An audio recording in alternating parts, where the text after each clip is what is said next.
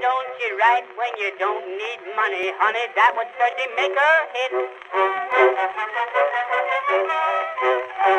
Welcome to Word Docs. I'm Dr. Amy Matthews, and I'm back again with Dr. Sean Williams. Hi, Amy. And hi, everyone. And Dr. Alex Vickery-Howe. Hello. Hello. That was good this week. Mellow. I was thinking sultry. I'm going for mellow. Yeah, sultry's even better. I'm going for like smouldering, sexy late night Heartthrob DJ voice that like Christian Slater and Pump Up the Volume. Did you ever see that in the 90s? Just like Christian Slater in Pump Up the Volume. I haven't seen it, but now I am just imagining. Oh, it is everything you imagine. Oh, really? Introducing the sultry sounds.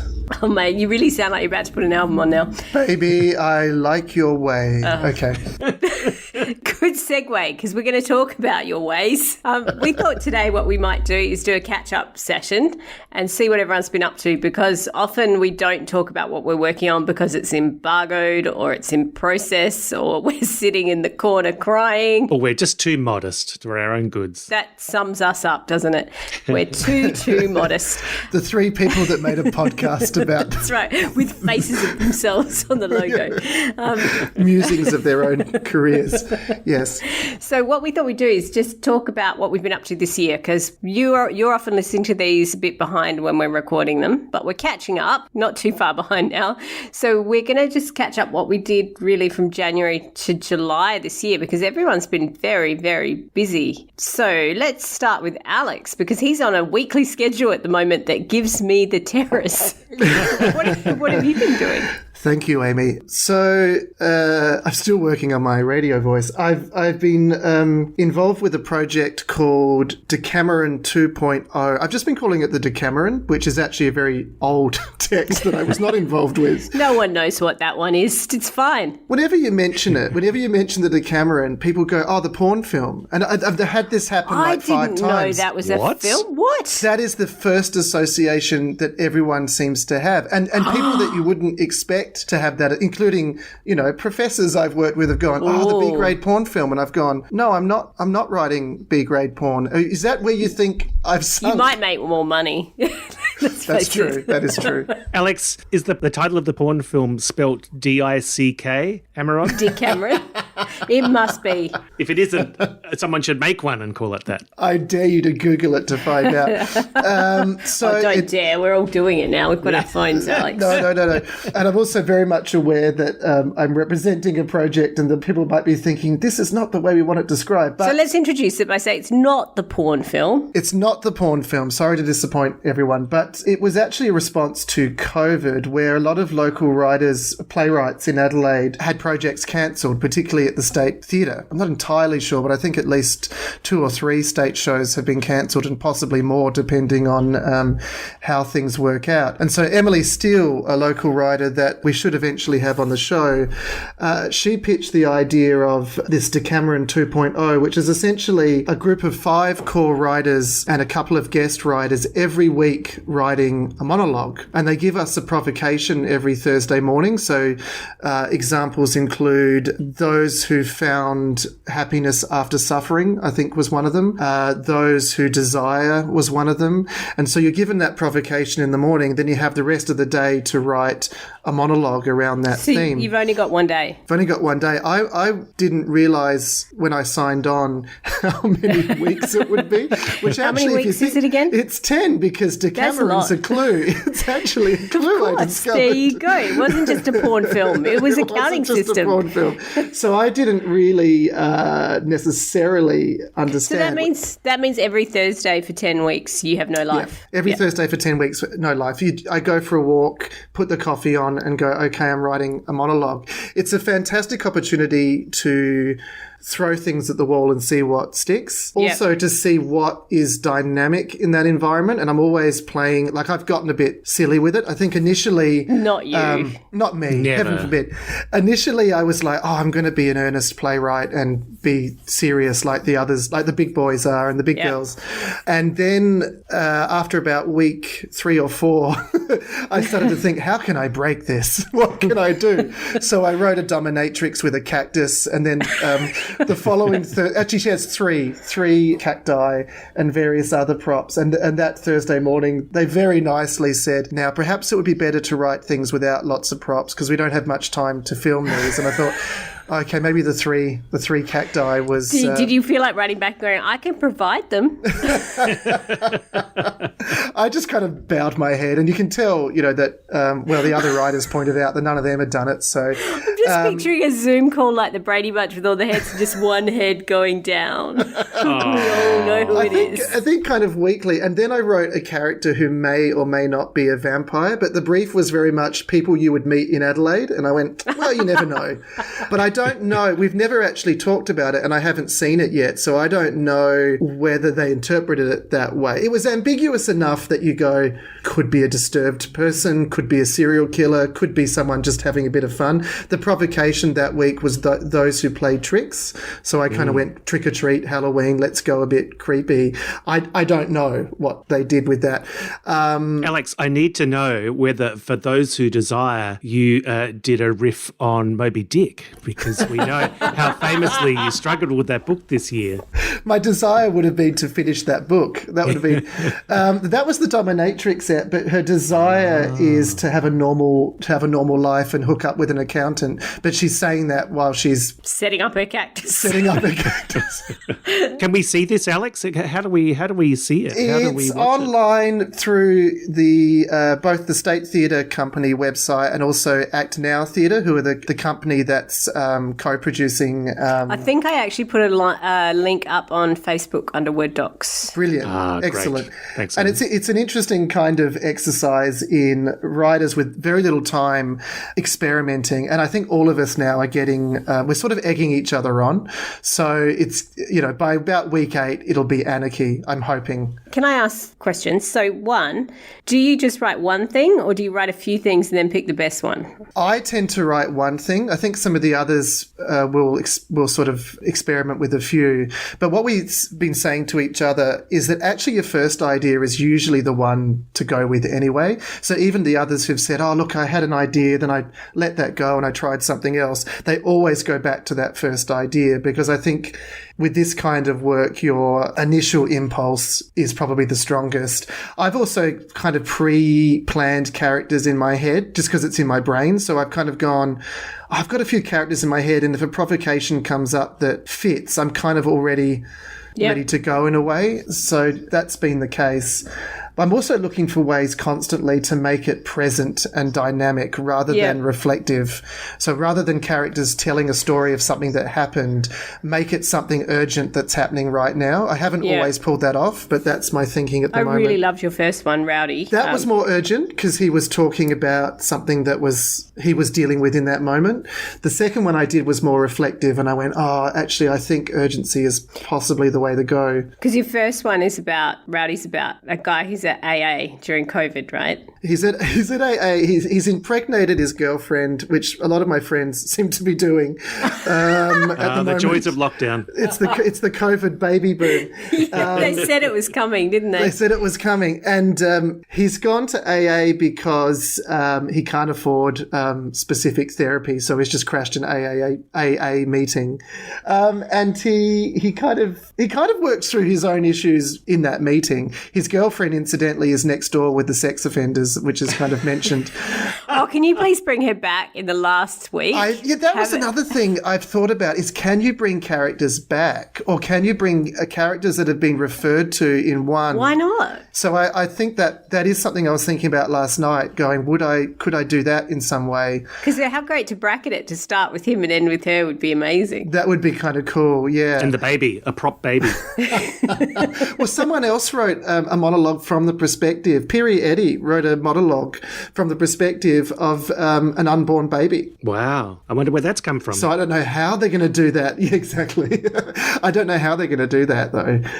Is there nudity involved? It does make you wonder. Just a big umbilical hiding everything. And the other thing is they're trying to do all of this in one shot. So it's kind of a theatre film hybrid. So there are occasionally flubbed lines or slight sort of mistakes, as if it was a theatre show, which I kind of like, because it's an exercise for these actors where you go, wow, wow, they've just been given a massive block of text and they have to make it work. And it's quite polished in terms of production values, but they do leave the kind of... It looks amazing. The warts and all stuff, yeah. So you have a day to write it. How long do they have to rehearse it? I'm not exactly sure, but very little time. It's very little time. I think they do an amazing job, the actors. Yeah, they usually have actors doing 2, so I think they do 2 in the one shoot. I haven't actually gone in yet because of COVID, but I'm thinking of going next week. It's just very awkward for a writer in that situation because all you can really do is sit in a corner and be quiet. That's your duty in that situation. Well, that's what you're supposed to do, but... We have met you. Exactly.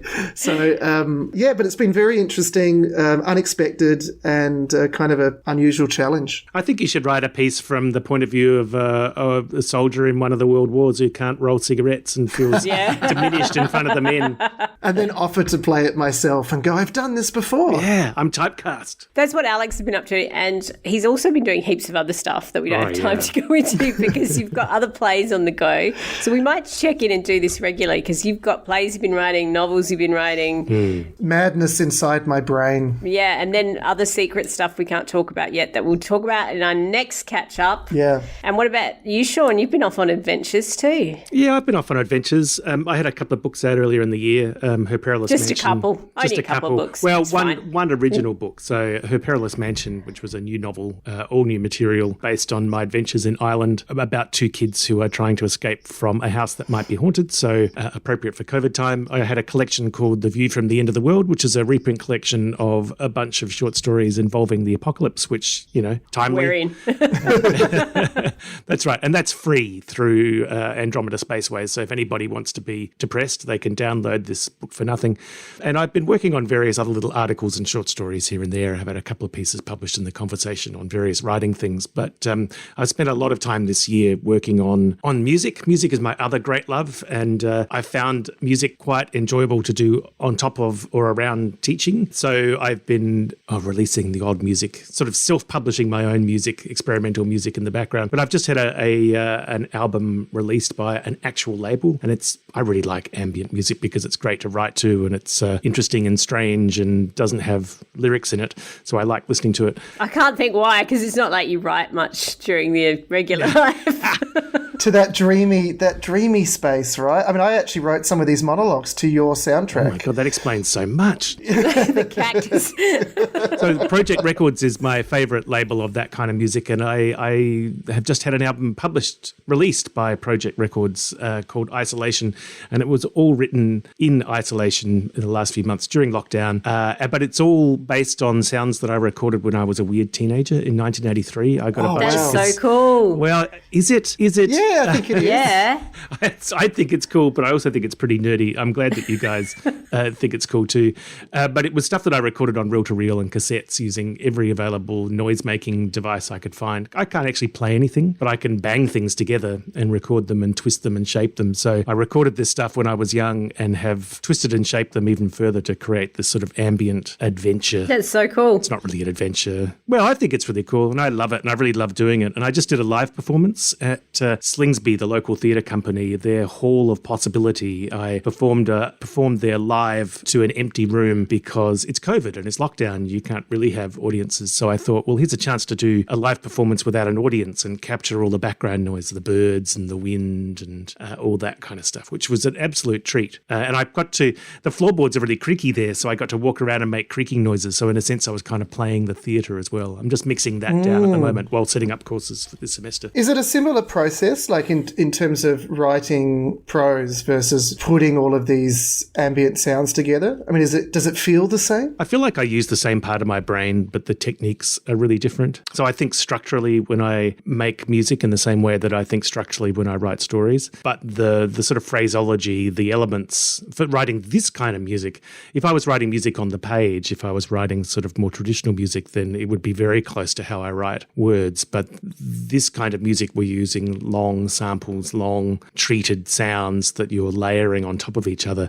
That feels very different to me than writing notes on a page. I have a couple of friends who are musos that I have collaborated with in the past. And I'm in envy of them, I think, because it's a skill I wish I had. I tried to learn piano from my mother, but that ended about as well as you can imagine. It was quite frightening. But I envy, there's something about the creation of music that without sounding too highbrow for 9:30 in the morning, is kind of the purest form of expression, I think, because it's beyond words. It's something more primal than words, and I've always been jealous that I have no means of creating that. Oh, yes, you do. Alex, I want you to go shh. And Amy, I want you to go mwah, mwah. He's been pushing for this to happen, hasn't he? This has been what you want. Yeah, well, I think, because I go down to the studio, friends of mine have a studio, and I used to just go down there at like 2-3 o'clock in the morning and just sit there in awe as they created stuff around me. I just find it really enticing, actually. It's amazing, isn't it? And watching people write music, my partner's been in bands, and one of the guys he's always worked with, Tony, is just the most incredible songwriter. And he can write those pop songs and melodies, like just sits down and melody comes out. It's like, how? Where did that come from? That's amazing. I can't do that. I came back from a creative retreat where I was composing some music for dancers and artists and stuff like that. And they'd say, can you do this great sound? And I go, sure, give me a day and I'll go take some samples and I'll manipulate them and I'll layer them and then you'll have your sound. But can I tell you something? Just this last couple of years, so we creative writing's in the creative and performing arts at Flinders with all these artists, and what you get is people like Alex who are writing and for theatre, for film, weird for hybrid books. people.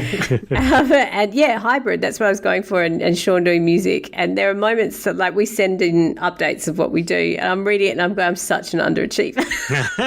Not at all. That's not true. It's amazing. That's a super segue, Amy. Yeah, but there's only one thing. I do one thing. You do one thing, but under many different names. Under many different names. What's your latest name, Amy? My latest name, they're laughing because I've been keeping this secret all year, and we've been recording podcasts, and we stopped, I don't know if anyone noticed, but we stopped saying, what are you working on today, or what are you finishing up to work on, because no one could ever talk about it. Yes. Because Sean's got secret projects, Alex got secret projects, and I've been sitting on this thing for months I can't talk about. So I am launching another name. And the publisher's marketplace announcement is ridiculous because it says Tesla Sue writing as Amy Barry, but it's actually Amy Matthews writing as Tesla Sue, writing as Amy Barry. I'm not sure how many more I can add to that. I'm sure there's a few more.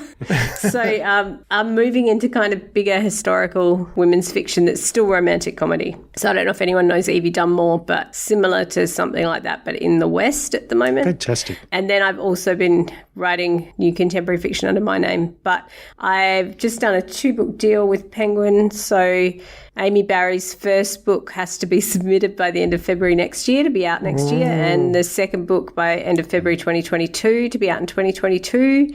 That's a very fast turnaround for novels. Well, yeah, and I'm trying to finish this Amy Matthews book too, so I've got 2 books to finish by the end of February next year. Tremendously exciting, and we've all been kind of sitting really on this cool. secret. I mean, it's really hard. Like, I remember in honours taking out, we had this very famous children's book author come, and we took her out for a drink after, and I think we talked about this when we were talking about my box of books and Alex. And I said, isn't it thrilling? And she was like, it's so weird because it's in these weird steps. So, yes, there was lots of champagne popped. But now it's like months later, it's like, yes, it's so exciting, but I've kind of celebrated already. I've just got to work now. Now I've got a book, but I'm already in the middle of another book. Yeah. Having a hard copy is immensely exciting. Yeah. I love that moment when you slot it into your brag shelf and you go, Yeah. but then you've got to go back to your desk and work on, I don't know. I kind of love writing under pseudonyms too because your ego is so divorced from it. It's nice. yeah, that's Gets interesting. your ego out of the way. So the other exciting thing that happened to me, which was weird because I'd not done it before, was I changed agents over the summer. So I think when we first started recording the podcast, it might even be in episode 1, Sean made some comment about, we've all changed agents, haven't we, Yes, Amy, or to something? agent, yes, yeah. And I tried to dodge it because it wasn't public knowledge. I'd been with Claire Forster at Curtis Brown here in Australia for 10 years, and it was so hard making the change, and we're still really close. And what's interesting is people in the industry will often say it was an amicable split, and that's code.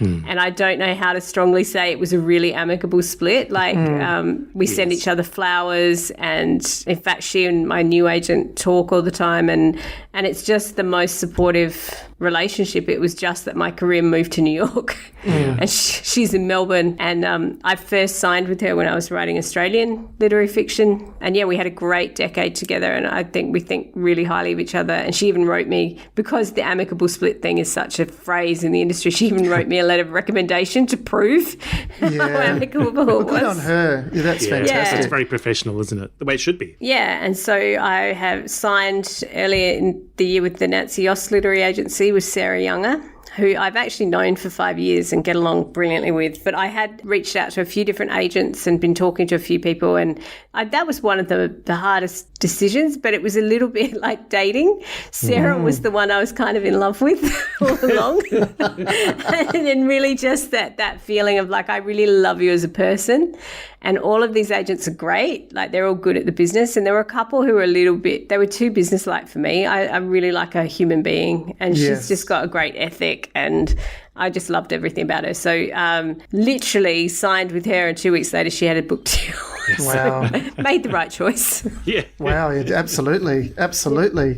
So that's quite exciting. It's a good basis for actually a rom-com, isn't it? Like someone looking for agents. And Do you guys feel the same? Because you've had acting agents, Alex, and Sean, you've had an agent forever.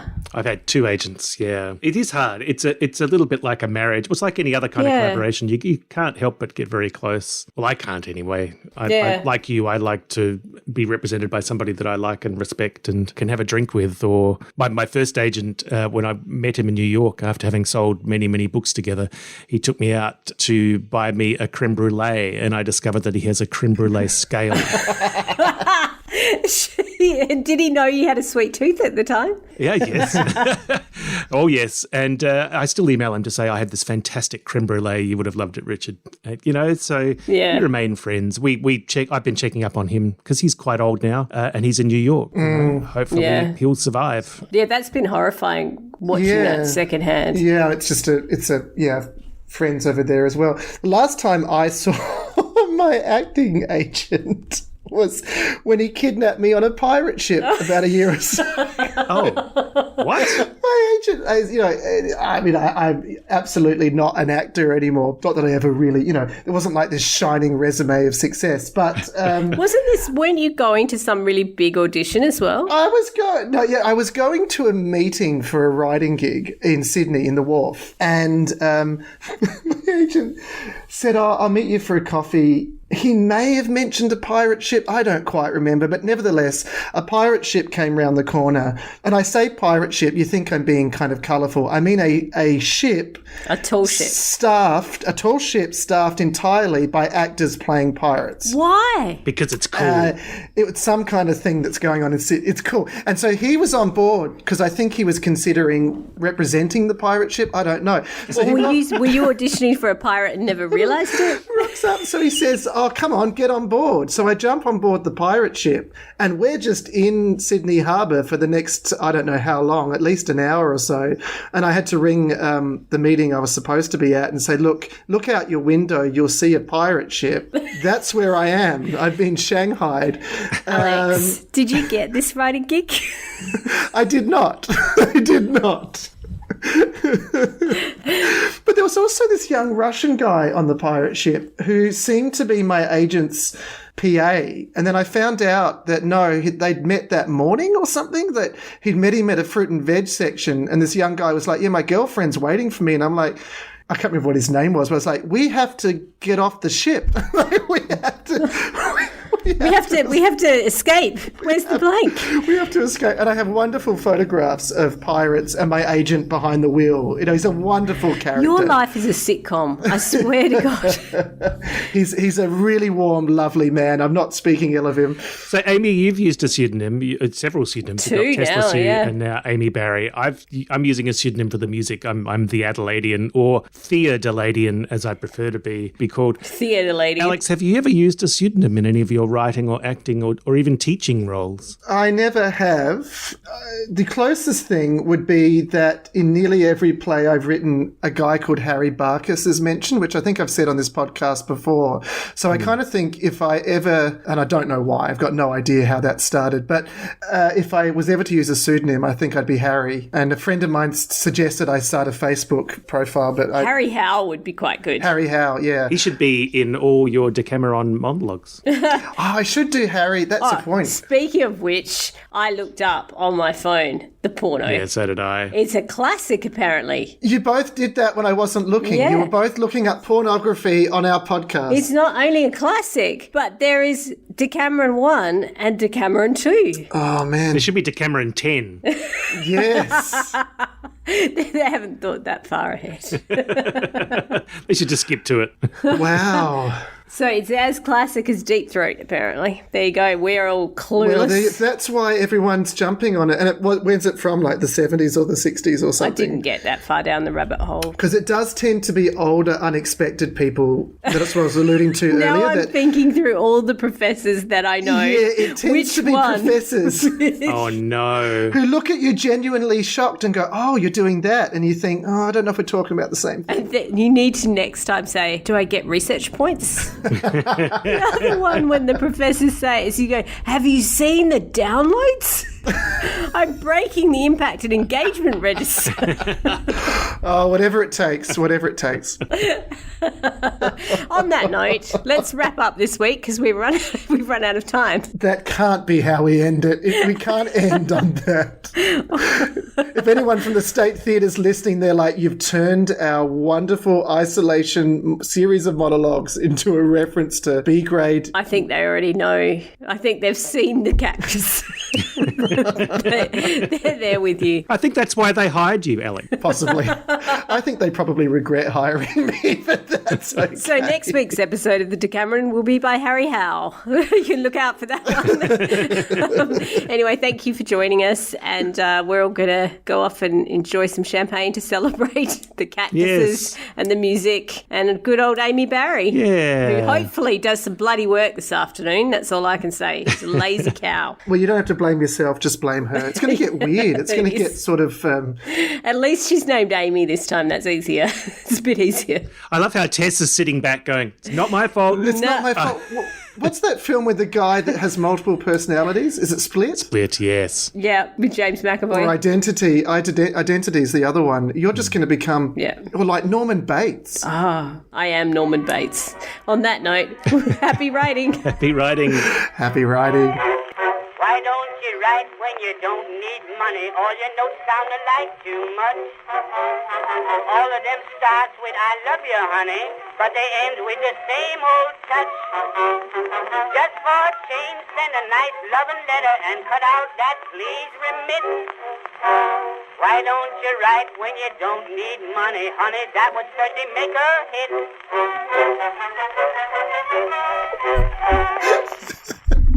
Sean did the double. You both did the double thumbs up. No, we didn't, Alex. We didn't. What are you talking about? Yes, you We didn't do anything. You're just imagining it. No one can see us, Alex. You're It's all both in your mind. bullies.